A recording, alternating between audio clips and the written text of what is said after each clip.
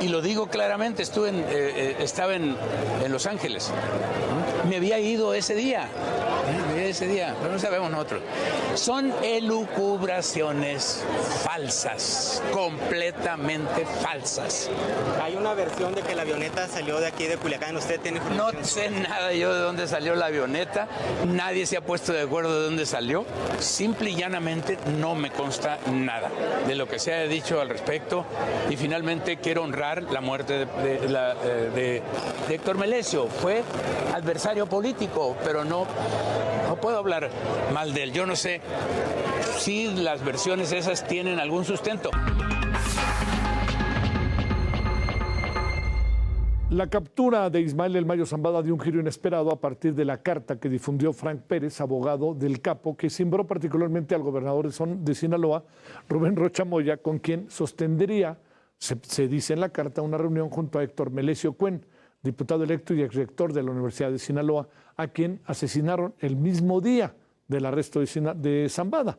El encuentro estaba presuntamente pactado para mediar rencillas que tenían ambos funcionarios a petición de Joaquín Guzmán, y se supone que el tercero en cuestión y el que los podía unir era Ismael El Mayo Zambada.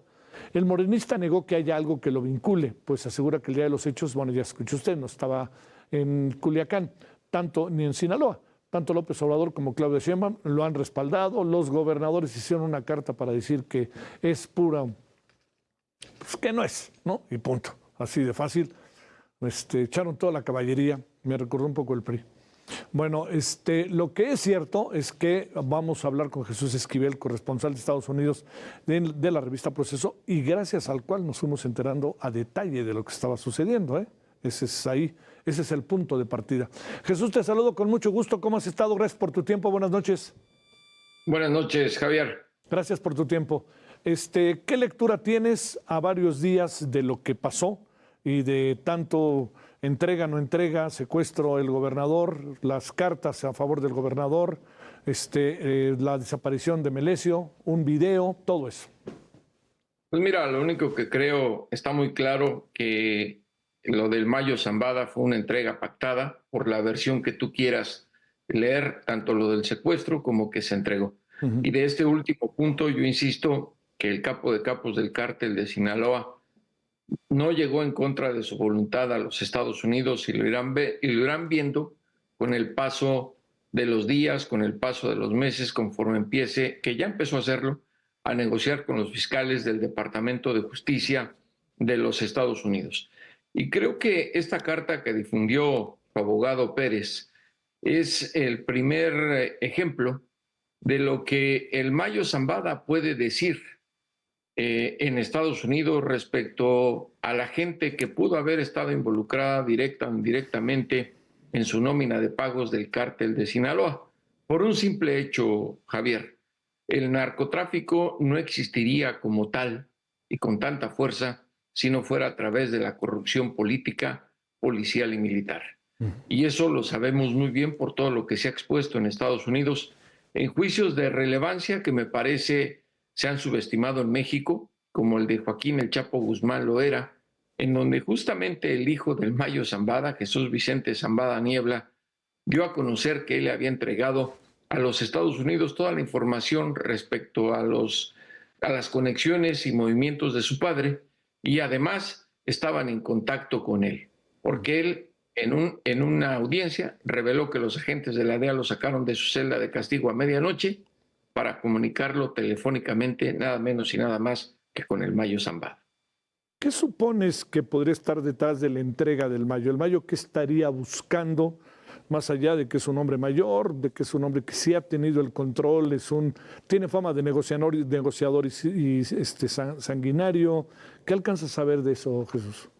Pues mira, creo que él tiene más que ganar que cosas que perder, porque una de las situaciones importantes y que se ha manejado muy poco es que podría estar cerca de su primogénito, de su amado hijo, el príncipe, como le decía él, al Vicentillo, y que además, gozando de atención médica muy buena, sin estar llevando a doctores a la sierra donde se haya escondido, además de mantener un poco intacta a su fortuna amasada a través del trasiego de drogas. Porque imagínate la magnitud de dinero con la que se quedó el Vicentillo como testigo protegido de los Estados Unidos, con una identidad que desconocemos y viviendo en algún lugar también desconocido de los Estados Unidos. Pagó una multa de $1.300 millones al Departamento de Justicia después de haber sido detenido. Y aquí el Mayo tiene bastantes cosas que ganar. Javier, estaba tentado a decirte algo que se publica mañana por la mañana en la página del Proceso. Ahí, ya encarrilado, ya estás encarrilado, Jesús. O por lo menos algo de por dónde va. Sobre lo que implican las acusaciones que tiene el Mayo Zambada en Estados Unidos. Sobre todo los 5 encauzamientos por trasiego de drogas y uno en específico por tráfico de fentanilo en la Corte Federal del Distrito Este en Brooklyn, Nueva York, el que tiene en California y el que tiene en el estado de Texas, que son castigo de pena de muerte. Y creo que la situación tiene mucho que ver con eso. Lo podrán leer mañana en voz de alguien que conoce perfectamente esto y que estuvo por años dedicado a combatir al cártel de Sinaloa y quien fue justamente el que trabajó con el Vicentillo para ponerse en contacto gente del cártel de Sinaloa con la DEA. ¿Qué piensas, visto desde allá?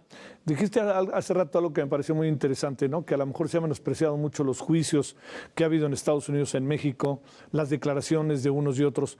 ¿Qué piensas de la reacción del gobierno mexicano de decir no sé nada y el embajador te dice desde el primer momento les informamos, y del propio gobernador que dice pues yo ni estaba ahí, yo estaba en Los Ángeles y me fui en un avión que también hay que ver de quién era el avión, ya sabes, todo eso? Sí, mira. Pues primero del gobierno mexicano en una negociación de esta naturaleza obviamente no está enterado, porque todo se hace de manera sigilosa entre los servicios de inteligencia que tiene el gobierno de Estados Unidos con los narcotraficantes. Esto por la desconfianza eterna de que se vaya a filtrar la información. Lo de Ken Salazar yo me lo tomo con un grano de sal, porque la Embajada de Estados Unidos y el gobierno de Estados Unidos cuando se trata del narcotráfico nos han mentido de manera descarada a los mexicanos. Te voy a dar un dato muy simple. Dijo Salazar que el avión privado en el cual llegó el Mayo y el hijo del Chapo a Santa Teresa, Nuevo México, no llevaba un plan de vuelo. En El Paso, Texas, que está a unos cuantos kilómetros de ese lugar donde aterrizó la aeronave, se encuentra el EPIC, el Centro de Inteligencia del Paso, el nido de espionaje de la DEA, del FBI y de otras agencias federales para México y América Latina. Desde los ataques terroristas del 11 de septiembre de 2001, dime qué aeronave puede entrar así como así al espacio aéreo de los Estados Unidos sin que sea interceptada, o a menos que de manera burlona el piloto que desconocemos haya hablado: torre de control, déjenme entrar, porque les llevo al Mayo y al hijo del Chapo. ¿Qué tal si llega cargado de explosivos? Es de veras una ficción lo que nos quiso vender el embajador de Estados Unidos en México. Y la otra dice verdades a medias, porque señala que hasta ese momento tienen los indicios de que fue un secuestro y que el Mayo llegó en contra de su voluntad. Ahora, su abogado jamás va a decir la verdad de las negociaciones, para eso le pagan. Sí. Y te doy otro adelanto de lo que se publica mañana. Justamente quien habla de que esto fue una entrega y del asunto de la pena de muerte que podría enfrentar el Mayo Zambada, dice que si alguien ha negociado con ellos y sabe jalar los hilos y dar información, es el hijo del Mayo. No olvides que el encauzamiento contra el Chapo Guzmán y su captura en Mazatlán por agentes de la DEA se hizo gracias a la información que les dio el Vicentillo. Y segundo, el encauzamiento en contra de Genaro García Luna también salió por la información que les dio el Vicentillo. Y por último, el del general Salvador Cienfuegos Cepeda también salió de boca del hijo del Mayo Zambada. Oye, a ver, para ir cerrando, Jesús, y gracias, te planteo, el presidente está como fuera de la base, para hablarlo en los términos que le gusta, que es el béisbol, ¿no? Así es, porque no le están dando la información que él espera al exigirle a los Estados Unidos. Y él también cree que en el Departamento de Justicia el Procurador General de este país tiene total autoridad sobre los fiscales y los jueces federales que tienen los encauzamientos, cuando es información altamente confidencial, y al filtrar el contenido de esos encauzamientos sin una orden de un juez es un delito en Estados Unidos, se llama obstrucción de justicia. Y por otro lado, tú ves al gobierno estadounidense, que siempre ha sospechado del nuestro, sea quien sea el presidente, dándole información confidencial y explicándole y decirle: señor presidente, discúlpenos, sí, cometimos un error, aquí tiene lo que quiere saber. En Estados Unidos ya el Mayo no es noticia. Y te lo digo porque los medios de comunicación lo publicaron un par de días después de que llegó a Nuevo México, y ya nada se habla del Mayo. Y extrañamente, me extraña, valga la redundancia, Javier, y disculpa, que los medios de comunicación en México piensen que esto es una victoria para los demócratas o para los republicanos. ¿Quién conoce al Mayo Zambada en Estados Unidos? No veo a la gente en un estado como Vermont decir: voy a votar por Kamala Harris porque atraparon al Mayo. No saben ni quién es el Mayo Zambada. Sabían del Chapo. Sí. Toda la leyenda que la DEA le creó a ese líder de una de las fracciones del cártel de Sinaloa. Y punto.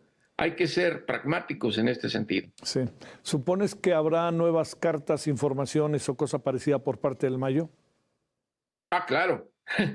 Él no va a pasarse el resto de sus días en una celda como su compadre el Chapo Guzmán, a quien, por cierto, y hay que decirlo, no le ofrecieron un acuerdo de cooperación como el que ya está sobre la mesa frente al Mayo Zambada. Y este tiene más información que el Chapo. El Chapo en algún momento fue considerado por la DEA un cartucho quemado, pero te repito, ya puso a temblar a las estructuras políticas de México. Y yo lo vengo diciendo desde el momento que llegó. Sí. Cuando empiece a hablar el Mayo, van a temblar militares, políticos, líderes empresariales, prelados, policías a todos los niveles, desde la época de Carlos de Salinas de Gortari hasta el actual gobierno de nuestro país. Oye, ¿piensas que el gobernador de Sinaloa está en la mira, verdad? No sé si él está en la mira, pero por lo pronto el Mayo mandó un buscapiés, el cual pues ya está teniendo el efecto que él esperaba. Y además te digo una cosa, esa declaración tan bien formulada, escrita por el abogado, obviamente, no por el Mayo, aunque tal vez haya recogido la voz del Mayo, también tiene mucha tinta de la DEA o del FBI, y es ahí donde más se confirma el hecho de que ya se están coordinando.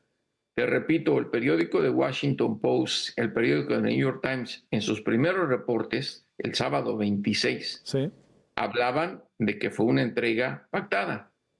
El New York Times incluso señaló que llevaban 3 años de negociación y que de pronto se cayó.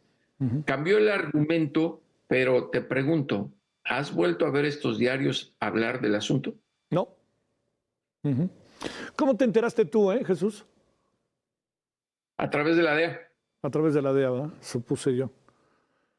¿Presumes que pudieron haberlo, que todo pudo haber desarrollado desde México y que desde México hubiera incluso agentes de extranjeros en México que fueran programando la salida? No. ¿O esto se hablaron entre ellos? No, estas negociaciones, así como me las pinta el funcionario a quien cito por nombre y apellido el día de mañana, en la nota de proceso, habla de negociaciones que ya tenían tiempo a través del Vicentillo, que este hombre, hijo del Mayo, sabe cómo jalar los hilos y presionar los botones recurrentes para este tipo de negociación. Él está libre, imagínate, bajo una identidad que desconocemos, viviendo con su familia, su esposa y sus hijos, con dinero protegido por Estados Unidos, y también su hermano, el hermano del Mayo, Jesús el Rey Zambada, sí, se presentó en el juicio de Genaro García Luna, otro testigo protegido.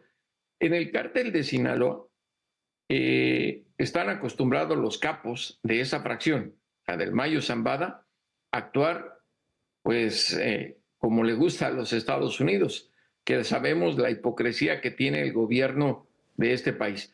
Además, yo recuerdo hace mucho tiempo, cuando se empezó a sonar demasiado a la Federación, lo que es ahora el cártel de Sinaloa, que fue Anabel Hernández quien dio a conocer en su momento que a través de el abogado Humberto Loya Castro, Sí. el cártel de Sinaloa estaba en contacto con la DEA.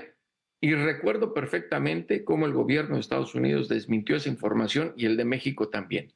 Y luego, en el juicio del Chapo, se confirmó lo que primero dio a conocer Anabel. Por eso digo que subestiman en México muchas de las cosas que se dicen en los juicios. Y esta información pública, ya lo del Chapo y Genaro García Luna pasó y están las transcripciones oficiales de las audiencias en la Corte Federal del Distrito Oeste en Brooklyn, Nueva York, para cualquier persona que las quiera leer. ¿Alcanzará todo esto al entorno del presidente López Obrador? Pues te repito que va desde la época de Salinas hasta la fecha. No sé si a él directamente, dudo, Sí. pero sí yo creo que a militares y a otros políticos que pueden estar, si no cercanos a él, llegados a su partido. Sobre todo pienso que uno de los expolíticos mexicanos que ha de estar más nervioso es, sin duda, Felipe Calderón. Te mando un gran saludo, Jesús. Gracias por tu tiempo y mañana le echaremos una miradita a Proceso. Buenas noches. Gracias. Saludos, Javier. Adiós. Gracias, Jesús.